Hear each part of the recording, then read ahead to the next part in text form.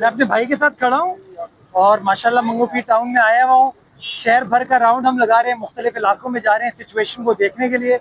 मंगो पीर town इसलिए बड़ा अहम है बिकॉज हमारी जो दो लैंडफिल साइट्स हैं वो आखिर में दोनों मंगो पीर टाउन में वाक़ हैं, चाहे वो जाम चाकर हो चाहे वो गोंद पास हो।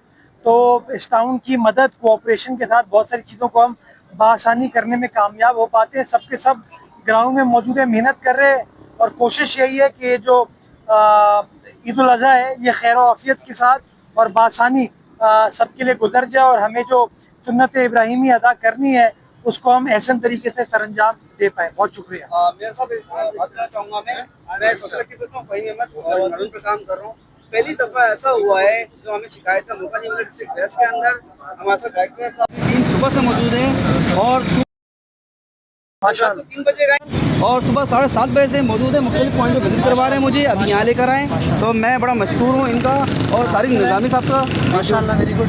बस इसी तरह अच्छे काम को अप्रिशिएट करें, जब कमी कोताही हो हमें बिल्कुल सर, कमी कोताही तो होती है ना, गुंजाइश